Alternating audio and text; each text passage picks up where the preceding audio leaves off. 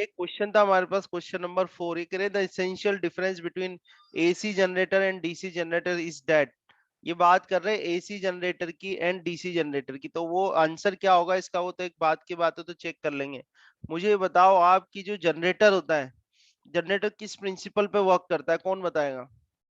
Generator जो है वो सर किस principle, electromagnetic induction. Electromagnetic induction के प्रिंसिपल पर वर्क करता है। ठीक है, इलेक्ट्रोमैग्नेटिक इंडक्शन में हम करते क्या है कि जैसे कोई कॉइल है, एक कॉइल ले लिया हमने, इस तरह से कॉइल है और ये एक रेक्टेंगुलर कॉइल है।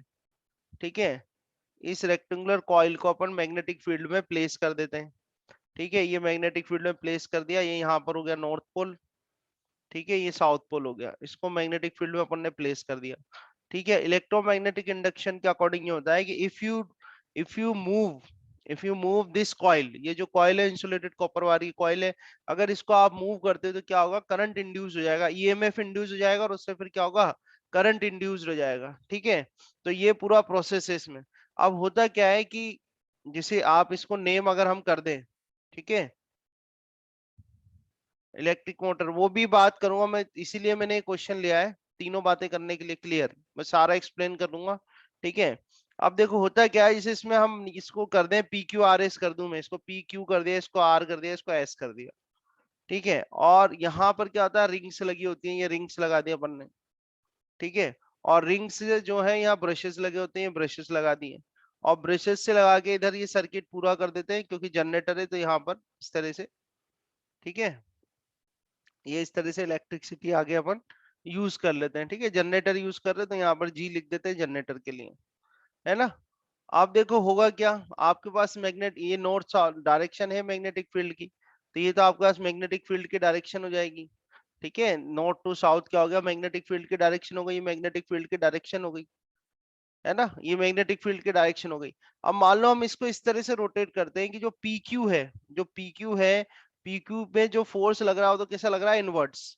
पी क्यू वाला जो पार्ट है उसपे फोर्स कैसा लग रहा है, इनवर्ट्स लग रहा है। तो इनवर्ट्स कैसे बनाओगे आप, क्रॉस बनाओगे, क्रॉस बनाओगे ना, तो ये इनवर्ट्स फोर्स लग रहा है इसमें। ठीक है, और जो आर एस है उसमें आउटवर्ड्स फोर्स लग रहा है, आउटवर्ड को अपन क्या बता देंगे, डॉट से बता देंगे। तो ये फोर्स की डायरेक्शन हो गई। अब मुझे अगर करंट पता करना है, ठीक है, ध्यान से सुनना बात को, अगर मुझे करंट पता करना है कि भाई पी क्यू, क्यू आर और आर एस जो है उसमें जो करंट इंड्यूस्ड होगा, वो करंट के पी क्यू में बताओ सबसे पहले, तो पी क्यू में कैसा करंट इंड्यूस्ड होगा, पी से क्यू की तरफ होगा या क्यू से पी की तरफ होगा, कौन सा रूल लगाया जाएगा इसमें, सर रूल पी का से नाम क्यू। बताओ। पी से क्यू होगा, रूल कौन सा लगेगा, राइट हैंड फ्लेमिंग्स या left sir hand right Fleming's? Hand. Right hand Fleming's rule लगेगा। ठीक है, राइट हैंड फ्लेमिंग्स रूल के अकॉर्डिंग जो थंब है, बिल्कुल फ्लेमिंग्स राइट हैंड लगेगा। सबको आंसर बोलना है, सब बच्चों को, या खुद से करके देखो आप। तो थंब जो है वो मोशन बताएगा, फिर ये फोर फिंगर जो है आपकी, फोर फिंगर आपको डायरेक्शन देगी मैग्नेटिक फील्ड का, और फिर ये जो सेंटर फिंगर है वो करंट के डायरेक्शन देगी। ठीक है, तो देखो मैग्नेटिक फील्ड के डायरेक्शन में रख दो, आप इसको अंदर कर दो।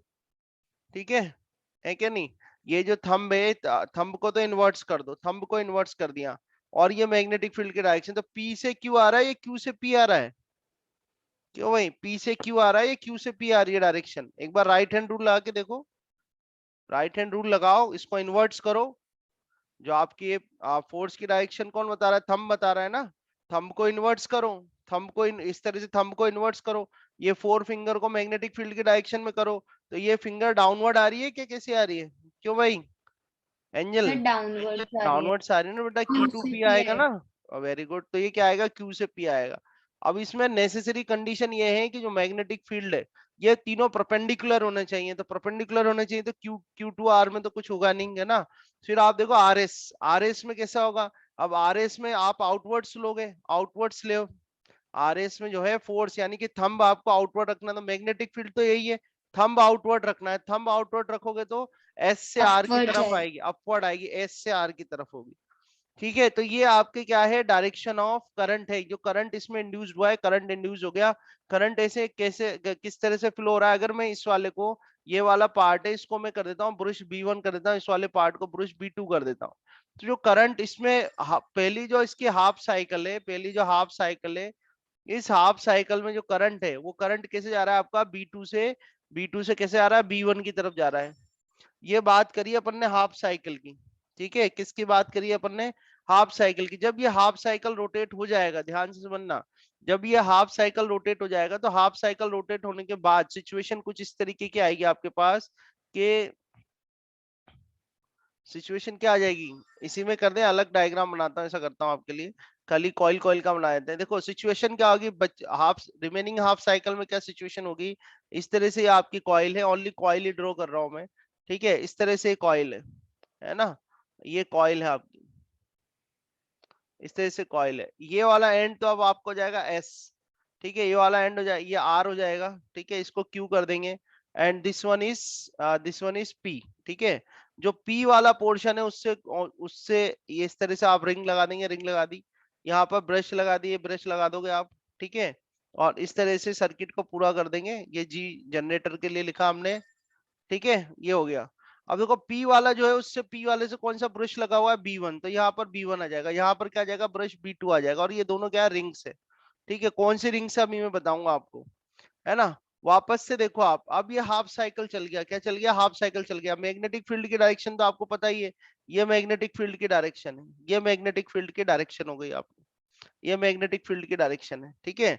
तो अब ये रोटेट होने के लिए क्या होना चाहिए, इनवर्ट्स था, तो यहाँ पर भी जो फोर्स होना चाहिए, फोर्स के अगर पूरा एक साइकिल आपको कंप्लीट करना है तो अब की बार यहाँ इसमें इनवर्ट फोर्स आएगा, और इस तरफ क्या आएगा, पी क्यू में क्या होगा, आउटवर्ड फोर्स आएगा, समझ में आ रही है बात। अब की बार जो आर एस है उसमें तो कैसा आएगा, इनवर्ट फोर्स आएगा, ये क्रॉस कर दिया आपने, है ना, और ये डॉट यानी आउटवर्ड फोर्स आएगा, क्योंकि आपको एक रोटेशन कंप्लीट करना है इसका, ठीक है। अभी बताओ ये जो आर एस वाला है, इस आर एस में डायरेक्शन ऑफ करंट क्या होगी, जो इस आर एस में करंट इंड्यूस्ड होगा कैसा होगा, आर से एस होगा R2S या आर टू एस होगा, ठीक है, तो आर टू एस हो गया, करंट इंड्यूस हो गया, ऐसे इसको सॉल्व करोगे तो पी टू क्यू आएगा, सही है, चेक करके देख लो इसमें क्या आएगा, पी टू क्यू आएगा। अभी अब ये जो रिमेनिंग हाफ साइकिल है, जो आपके रिमेनिंग हाफ साइकिल है, रिमेनिंग हाफ साइकिल, इस रिमेनिंग हाफ साइकिल में क्या हो रहा है, रिमेनिंग हाफ साइकिल में आप देखो, रिमेनिंग हाफ साइकिल में जो करंट फ्लो हो रहा है वो कैसा आ रहा है, बी1 से लेके बी2 जा रहा है कि नहीं जा रहा, बोलो कैसे आ रहा है करंट, बी1 से बी2 जा रहा है, किसी को डाउट आ रहा है इसमें किसी भी तरीके का, आ रही है बात समझ में। तो yes पहले तो sir जो डायरेक्शन ऑफ करंट था वो क्या था, बी2 से बी1 था, फिर क्या बी1 से बी2 हो गया। तो इस तरीके का जो करंट होता है, जो कि अपनी एक साइकिल में, जो अपनी वो एक साइकिल वो पूरी कर रहा है, जैसे अपन यहाँ पर टाइम ले लेते हैं, टाइम ले लिया, और यहाँ पे करंट ले लेते हैं, तो करंट और टाइम का अगर ग्राफ बनाया जाए तो ग्राफ इस तरह से बनेगा कुछ, ये ग्राफ ये बनेगा। तो पहली हाफ साइकिल में तो उसकी डायरेक्शन और दूसरी हाफ साइकिल में जो डायरेक्शन है वो क्या अपोजिट है। तो इस तरीके का जो जनरेटर बनता है उसको बोलते हैं एसी जनरेटर। क्या बोलते हैं, एसी जनरेटर। एसी जनरेटर के अंदर जो ये रिंग्स लगी होती हैं, ठीक है, ऐसा जो जनरेटर होता है इसको बोलते हैं एसी जनरेटर। क्योंकि करंट जो प्रोड्यूस हो रहा है कैसा प्रोड्यूस हो रहा है, एसी करंट। क्यों है एसी करंट, क्योंकि वो एक कंप्लीट साइकिल में अपनी डायरेक्शन क्या कर रहा है, चेंज कर रहा है, ठीक है। तो ये एसी जनरेटर जो होता है, एसी जनरेटर के अंदर क्या लगा होता है, एसी जनरेटर के अंदर कौन सी रिंग्स लगी होती है, स्लिप रिंग्स। कौन सी लगी होती है, स्लिप रिंग्स। समझ में आ रही है बात, क्या लगी होती है, स्लिप रिंग्स, ठीक है, क्लियर है बात, क्या लगी होगी, स्लिप रिंग्स। अगर आप स्लिप रिंग्स की जगह अगर हम क्या करें, स्लिप रिंग्स को अपन कर दें स्प्लिट रिंग लगा दें, तो वो जो जनरेटर बनेगा कौन सा बन जाएगा, डीसी जनरेटर। कौन सा जनरेटर बनेगा, डीसी जनरेटर। डीसी जनरेटर में क्या करते हैं अपन, स्लिप रिंग की जगह क्या लगाते हैं, स्प्लिट रिंग। क्या लगाते हैं, स्प्लिट रिंग। स्प्लिट रिंग क्या होती है, कॉम्यूटेटर की तरह वर्क करते हैं, किसकी तरह, कॉम्यूटेटर। जैसे आपने इलेक्ट्रिक मोटर पढ़ा था ना, बिल्कुल सेम है, ठीक है, बिल्कुल इलेक्ट्रिक मोटर में जो स्प्लिट रिंग का वर्क था बिल्कुल वो यहाँ पर भी वर्क। आप जब आप डीसी करंट का अगर आप ग्राफ बनाएंगे, यहाँ पर अगर अपन टाइम ले ले, इसको टाइम ले लेते हैं और यहाँ पर करंट ले लेते हैं इस तरह से, तो डीसी के केस में क्योंकि आपने स्प्लिट रिंग लगा दी, तो स्प्लिट रिंग की वजह से डायरेक्शन चेंज हो नहीं पाएगी, तो इस तरह का आपका ग्राफ बनेगा, ठीक है, इस तरीके का ग्राफ बनेगा। स्प्लिट रिंग जो स्प्लिट कर देगी, यही तो डिफरेंस है ना। स्लिप रिंग में क्या हुआ, स्लिप रिंग अगर मैं कहूं ये मेरा रिंग 1 था, ये मेरा रिंग 2 था, तो रिंग 1 B1 से लगा है, रिंग 2 B2 से लगा है, ठीक है। तो यहाँ पर भी आप देखो, यहाँ पर जो आपकी रिंग 2 है वो B2 से ही लगी होगी, और यहाँ रिंग 1 जो होगी वो B1 से ही लगी होगी। और स्प्लिट रिंग क्या होगी, स्प्लिट रिंग रोटेट हो जाएगी। जब हाफ साइकिल चलेगी तो स्प्लिट रिंग क्या होगी, रोटेट हो जाएगी, जैसे कि इलेक्ट्रिक मोटर में हुआ था। समझ में आया। तो ये डिफरेंस होता है किसमें, एसी जनरेटर और डीसी जनरेटर में। आई बात समझ में। तो ये बताओ एबीसीडी जो है ऑप्शंस, इसमें से करेक्ट ऑप्शंस कौन सा है, करेक्ट ऑप्शन D कौन सा है, डी ऑप्शन इज करेक्ट। अभी कोई कंफ्यूजन तो नहीं होगा, AC जनरेटर है slip rings while the DC generator has a commutator यानी कि स्प्लिट रिंग। समझ में आया? जिसमें कि डायरेक्शन चेंज नहीं होगी तो करंट क्या Yes, होगा? sir. डायरेक्ट इसमें तो देखो डायरेक्शन चेंज हो रही है तो AC करंट मिला आपको, यहाँ डायरेक्शन चेंज नहीं हो रही तो ये कौन सा करंट मिलेगा आपको? DC करंट मिलेगा। ठीक है, बात समझ में आई? Yes, sir. रिपीट रिपीट कहाँ से करूं? इतना लंबा एक्सप्लेनेशन दिया है मैंने, आप मुझसे क्वेश्चन पूछो मैं आंसर करूंगा। क्वेश्चन है देखो, आप इस क्वेश्चन में क्या करें, ए बी इज अ, और ये आप आंसर कर सकते हो इस क्वेश्चन का, बहुत अच्छा क्वेश्चन है, आपके लायक क्वेश्चन है, कोई ज्यादा हाई फाई क्वेश्चन नहीं है, आप लोग बहुत आसानी से इसका आंसर कर सकते हो, कोशिश करो आंसर करने की। AB is a current carrying conductor in the plane of the paper as shown in figure. Paper के प्लेन में रखा हुआ है। What are the directions of magnetic field produced by it at point P and Q? सबसे पहले तो आपको बताना है कि ये जो P पॉइंट और Q पॉइंट है यहाँ पर मैग्नेटिक फील्ड की डायरेक्शन कैसे होगी, क्रॉस और डॉट करके बताना है आपको। फिर आगे आपको ये बताना है कि भाई स्ट्रेंथ ऑफ मैग्नेटिक फील्ड कहाँ पर ज्यादा होगी, अगर R1 is greater than R2 है तो कहाँ पे स्ट्रेंथ ऑफ मैग्नेटिक फील्ड ज्यादा होगी। वो तो आप आंसर कर ही दोगे, मेरे ख्याल में दोनों ही आप आंसर कर दोगे। ये करंट की डायरेक्शन है इसमें, ठीक है, ये करंट की डायरेक्शन है अपवर्ड। तो ये बताओ कि पी पॉइंट पे कैसी होगी, कौन सा रूल लगेगा? Which rule we will applied here to find out the direction? कौन सा रूल लगाया जाएगा यहाँ पर? कौन बच्चा बता रहा है? इंशिया कौन सा रूल लगेगा बेटा इसमें डायरेक्शन के लिए? बोलो, कौन सा रूल लगाएंगे डायरेक्शन पता करने के लिए?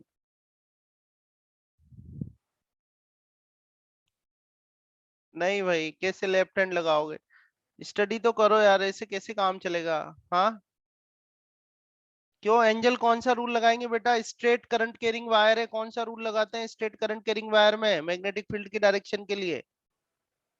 इतने अच्छे नोट्स दिए हुए हैं आप लोगों को।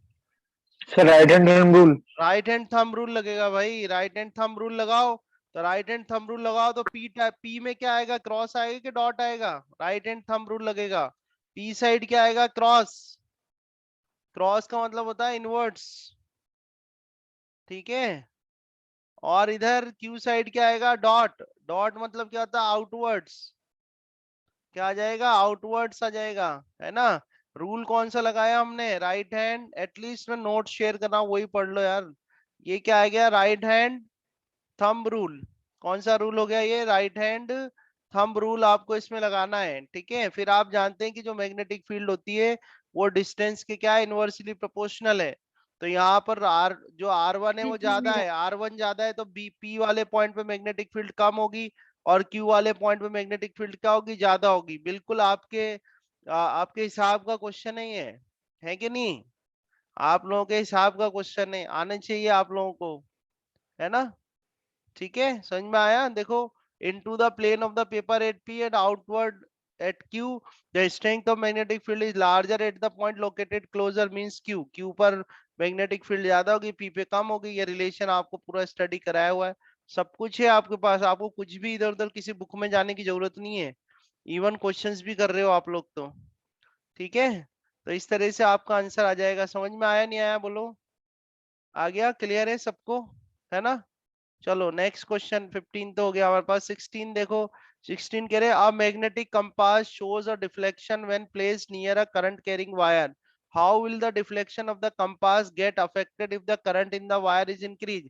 अब इसमें क्या कहोगे आप? जो मैग्नेटिक फील्ड होती है वो करंट के क्या होती है? डायरेक्टली प्रोपोर्शनल होती है, रिफ्लेक्शन भी increase हो जाएगा। इंक्रीज हो जाएगा, ठीक है। बिल्कुल लॉजिकल आपको पढ़ाया हुआ है हमने, आपको कुछ इधर उधर करने की जरूरत नहीं है। तो करंट के क्या होती है? मैग्नेटिक फील्ड डायरेक्टली प्रोपोर्शनल होती है, करंट इंक्रीज होगा तो मैग्नेटिक फील्ड भी इंक्रीज होगी। वर्डिंग्स में आप लिख सकते हैं the deflection increases, the strength of magnetic field is directly proportional to the magnitude of current passing through the straight conductor. बिल्कुल आराम से स्टडी करनी है फिजिक्स आपको, कोर्स वोर्स सब कंप्लीट है, आप आराम से थोड़े थोड़े क्वेश्चन करते रहो, बढ़िया तैयारी हो जाएगी आप लोगों की। 17th देखो, it is established that an electric current through a metallic conductor produces a magnetic field around it. Is there a similar magnetic field produced around a thin beam of moving alpha particle and neutrons? Justify your answer। ठीक है, question समझ में आया? ये कह रहे हैं कि कोई कंडक्टर वायर है, इस तरह से कंडक्टर वायर है उस कंडक्टर वायर में अगर अपन करंट का फ्लो करते हैं तो करंट का फ्लो करने के बाद उसमें क्या होता है, उसके अराउंड मैग्नेटिक फील्ड प्रोड्यूस हो जाती है। ये एक बात है। ये कह रहे हैं कि क्या ये यही सेम चीज पॉसिबल है कि is there a magnetic field produce around a thin beam of moving alpha particles and neutrons. अगर अल्फा पार्टिकल या न्यूट्रॉन्स मूव कर रहे हो तो क्या उनके अराउंड भी मैग्नेटिक फील्ड प्रोड्यूस हो जाएगी? बोलो। Alpha No, sir. Particle, alpha particles या न्यूट्रॉन्स हो, चार्ज पार्टिकल्स अगर फ्लो होते हैं तो चार्ज पार्टिकल अगर फ्लो होंगे तो उनके अराउंड मैग्नेटिक फील्ड प्रोड्यूस होती है या नहीं होती है? बताओ मुझे तो। चार्ज पार्टिकल्स अगर मूव होंगे तो मैग्नेटिक फील्ड मूव, अरे मूव ही कर रहे हैं, वो मूविंग लिखा तो हुआ है यार, ये तो लिखा थिन बीम ऑफ मूविंग, ये तो लिखा है मूविंग, है ना? तो मूव कर रहे हैं, कोई भी चार्ज पार्टिकल अगर मूव कर रहा है तो क्या होगा? अभी इतना नहीं कि उसमें दे रखा है, आप तो ये कंसिडर करो बीम है ना, तो बीम तो एक पर्टिकुलर डायरेक्शन में मूव कर रही होगी। बीम दे रखा है ना, थिन बीम, थिन बीम दे रखी है, तो बीम तो एक पर्टिकुलर डायरेक्शन में ही मूव कर रही है। ठीक है ना? तो पर्टिकुलर डायरेक्शन में मूव कर रहे हैं, चार्ज पार्टिकलों की बीम है, तो उसके अराउंड मैग्नेटिक फील्ड प्रोड्यूस होगी या नहीं होगी? यस और नो? ये बताओ मुझे तो पहले। प्रोड्यूस होगी ना भाई। इलेक्ट्रॉन की बीम में मान लो इलेक्ट्रॉन की बीम फ्लो हो रही है तो ऑब्वियसली, तो ये थोड़ा ध्यान रखो आप, चार्ज पार्टिकल्स की बीम या चार्ज पर इस तरह चार्ज जैसे इस क्वेश्चन में दिया हुआ है, चार्ज पार्टिकल की बीम है वो फ्लो हो रही है, मोशन कर रही है, तो उसके अराउंड क्या होगा? मैग्नेटिक फील्ड प्रोड्यूस होगी। यस। ठीक है, तो आप इसका आंसर कैसे लिखोगे? यस, ये देखो, yes, alpha particles being positively charge constitutes a current in the direction of motion. ठीक है, तो अल्फा पार्टिकल्स जो होते हैं वो कैसे होते हैं? पॉजिटिवली चार्ज होते हैं, और पॉजिटिवली चार्ज पार्टिकल अगर फ्लो हो रहे हैं, ठीक है, तो positively charge particle, charge positive charge particle जिधर फ्लो होते हैं वही डायरेक्शन ऑफ करंट होती है। तो करंट की डायरेक्शन अगर आपको मिल गई तो राइट हैंड थंब रूल लगा लो, मैग्नेटिक फील्ड आपको मिल ही जाएगी उसके अराउंड। समझ में आई नहीं आई बात? पहली बात, फर्स्ट पॉइंट समझ में आया नहीं आया? फर्स्ट पॉइंट मैंने आपको ये बताया कि चार्ज पार्टिकल्स की बीम है, अगर वो फ्लो हो रही है, चल रही है, फ्लो हो रही है ना, चाहे वो इलेक्ट्रॉन की बीम हो, अब यहाँ पर अल्फा पार्टिकल दिया हुआ है, तो अल्फा पार्टिकल की बीम हो तो डायरेक्शन ऑफ करंट पता लगा सकते हो। अल्फा पार्टिकल क्या है? पॉजिटिव पार्टिकल है, तो पॉजिटिव पार्टिकल की बीम अगर चल रही है तो जो उसकी डायरेक्शन है वही करंट की डायरेक्शन हो गई। और अगर करंट की डायरेक्शन आपको मिल गई तो राइट हैंड रूल लगा देना, राइट हैंड थंब रूल, आपको मैग्नेटिक फील्ड मिल जाएगी उसके अराउंड। पहली बात तो ये बात समझ में आ गई। दूसरा क्वेश्चन जो यहाँ पर हो रहा है, दूसरा बात करा है इन्होंने न्यूट्रॉन का। अब न्यूट्रॉन आप ध्यान रखो, न्यूट्रॉन क्या होते हैं? न्यूट्रल होते हैं। जो ये इलेक्ट्रिकली क्या होते हैं? न्यूट्रल होते हैं। इलेक्ट्रिकली न्यूट्रल होते हैं तो कोई करंट भी ये कंस्टिट्यूट नहीं करते, और अगर करंट कंस्टिट्यूट नहीं करते तो कोई करंट की डायरेक्शन भी नहीं मिलेगी आपको, और कोई करंट की डायरेक्शन नहीं मिलेगी तो राइट हैंड थंब रूल कहाँ से लगाओगे आप? राइट हैंड थंब रूल नहीं लगाओगे तो डायरेक्शन ऑफ मैग्नेटिक फील्ड भी नहीं मिलेगी आपको। आ रही है बात समझ में? जोड़ सकते हो ना, बिल्कुल कॉन्सेप्ट से कॉन्सेप्ट ऐड कर सकते हो ना। बात हमारी यहाँ से स्टार्ट हुई थी क्योंकि उन्होंने पॉइंट ही ये दिया था कि भाई कोई कंडक्टर वायर है, करंट फ्लो हो रहा है, तो आप कह रहे हो कि उसके अराउंड मैग्नेटिक फील्ड प्रोड्यूस होती है। तो ये कह रहे हैं कि अगर बीम ऑफ अल्फा पार्टिकल्स हैं या बीम ऑफ न्यूट्रॉन्स हैं तो क्या उनके भी अराउंड सेम सेम फिनोमिना होता है? तो यस, अल्फा पार्टिकल में होगा, क्योंकि अल्फा पार्टिकल पॉजिटिव पार्टिकल है, पॉजिटिव पार्टिकल जिधर फ्लो हो रहे हैं वो डायरेक्शन ऑफ करंट होती है, तो डायरेक्शन ऑफ करंट अगर मुझे मिल गई तो राइट हैंड थंब रूल लगा दूंगा, मैग्नेटिक फील्ड की डायरेक्शन आ जाएगी। पर न्यूट्रॉन में ये नहीं होगा, क्योंकि न्यूट्रॉन जो होते हैं क्या होते हैं? न्यूट्रल होते हैं। तो न्यूट्रल होने की वजह से उनके पास कोई करंट नहीं होता, तो वहां पर फिर मैग्नेटिक फील्ड वाला फिनोमेना है, मैग्नेटिक फील्ड भी प्रोड्यूस नहीं होगी। ठीक है, आई थिंक समझ में आ गया होगा, मैंने एक्सप्लेनेशन दिया है आपको।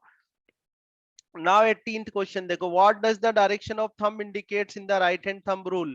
In what way this rule is different from Fleming's left hand rule? ये तो आप सबको ही आता है भाई। What does the direction of thumb indicates the right hand thumb rule में thumb क्या इंडिकेट करता है? राइट हैंड थंब रूल में जो थंब है वो क्या चीज इंडिकेट करता है? बताओ क्या इंडिकेट करेगा? करंट की डायरेक्शन को इंडिकेट करेगा। ठीक है, अरे भाई जतिन, करंट की डायरेक्शन को इंडिकेट करेगा। आ रही है बात समझ में? किसके डायरेक्शन को इंडिकेट करेगा? करंट की डायरेक्शन को। तो राइट हैंड थंब रूल में जो थंब होता है वो किसको रिप्रेजेंट करता है? It represents the direction of current. जबकि फ्लेमिंग्स लेफ्ट हैंड रूल तो बिल्कुल ही अलग प्रिंसिपल है। फ्लेमिंग लेफ्ट हैंड रूल हम कब लगाते हैं? फ्लेमिंग लेफ्ट हैंड रूल लगाते हैं जब भी कोई करंट कैरिंग हाँ, जब जब भी हम करंट कैरिंग वायर को किसी मैग्नेटिक फील्ड में प्लेस करते हैं तो उस पे एक मैकेनिकल फोर्स एक्ट करता है।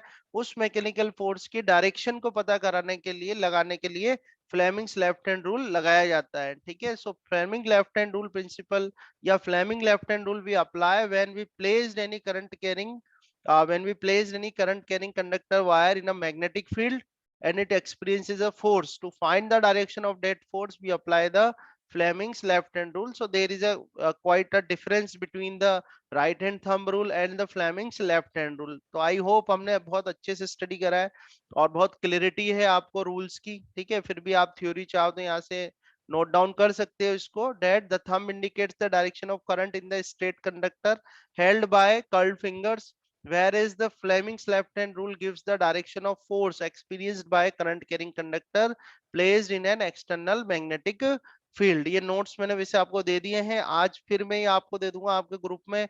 इसका एक काम खत्म कर लेना, फिनिश कर लेना, एक दिन का टाइम है कल आपके पास, पूरे अच्छे से स्टडी कर लेना, है ना।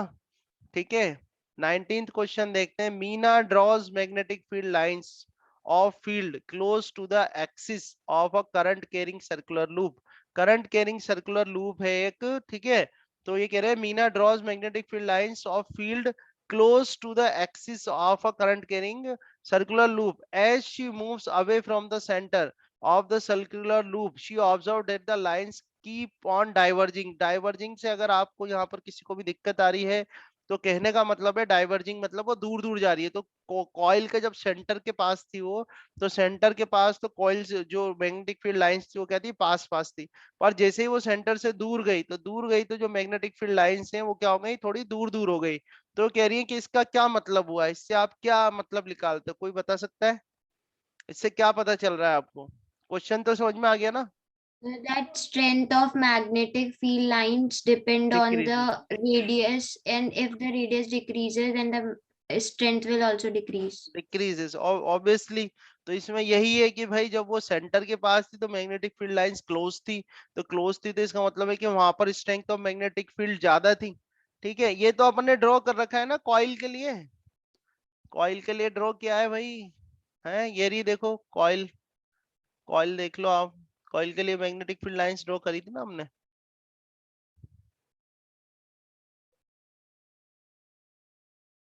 काफी पीछे चला गया, है?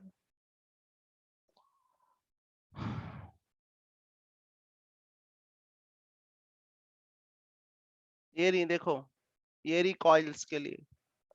ठीक है, सेंटर की देखो, सारी ये जो है ये सब कहाँ पर ऐड हो रही है, सेंटर पे ऐड हो रही है सबकी सब जाके। तो सेंटर पर जो होगा, सेंटर पे क्लोज है एक दूसरे के, तो सेंटर के पास क्या होगा, मैग्नेटिक फील्ड स्ट्रेंथ ज्यादा होगी। पर जैसे जैसे उससे दूर जाते जाओगे आप, तो उससे दूर जाते जाओगे तो क्या होगा, मैग्नेटिक फील्ड स्ट्रेंथ जो है वो रिड्यूस होती जाएगी। तो सिंपल सा ये देख लो आप, ये बना हुआ है यहाँ पे, ये रहा, है ना। तो सिंपल सी बात यह है भाई कि यहाँ पर जो आपसे कॉन्सेप्ट पूछा गया है वो कॉन्सेप्ट यही है कि मैग्नेटिक फील्ड लाइंस अगर क्लोजर होती हैं तो वहां मैग्नेटिक फील्ड स्ट्रेंथ ज्यादा होगी।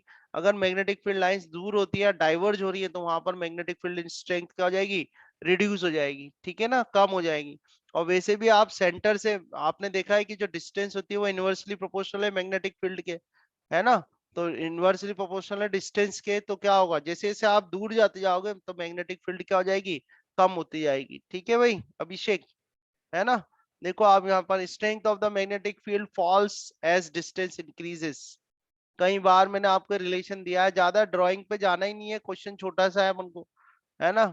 ये अभी भी, इससे पहले भी मैंने रिलेशन दिया था आपको। This is indicate by the decrease in degree of closeness of the lines, यानी ऑब्वियसली क्लोज होंगी तो स्ट्रेंथ ज्यादा होंगी, क्लोजनेस कम होगी तो स्ट्रेंथ कम हो जाएगी, है ना। तो इसके you can write your answer like this. Now, what does the divergence of magnetic field lines near the ends of a current carrying straight solenoid indicates? यहाँ पर भी डाइवर्जेंस की बात आ रही है। तो डाइवर्जेंस तो अभी हमने बात कराई था, डाइवर्जेंस हमें क्या बताता है, what does the divergence of magnetic field lines near the ends of a current carrying straight solenoid indicates? तो डाइवर्जेंस हमें क्या बता रहा है, वही है देखो, the divergence that is the falling degree of closeness of magnetic field lines indicates the fall in strength, fall in strength of magnetic field near and beyond the ends of solenoid. ठीक है, तो 2 question मिल गए, same to same question है, same concept पे based है। Divergence जहां पर होता है, डाइवर्जेंस हमें यही बताता है कि डिग्री ऑफ Sir, क्लोजनेस क्या हो रही है, रिड्यूस हो रही है, और मैग्नेटिक फील्ड भी क्या होगी, रिड्यूस होगी। हाँ बोलो, बताओ, पूछो क्वेश्चन बोलो। sir, ऐसा ही है, फिर भी आना चाहिए ये भी क्वेश्चन आपको। Name the 4 appliances where an electric motor or rotating device that converts electrical energy into mechanical energy is used as an important component. In what respect motor are different from generators? तो easy है answer आपका। These are the options, ये सारे options है। Motor converts electrical energy into mechanical energy whereas the generator converts the mechanical energy into electrical energy। ये difference है, you can write, just write this answer, है ना। What is the role of the two conducting stationary brushes in a simple electric motor?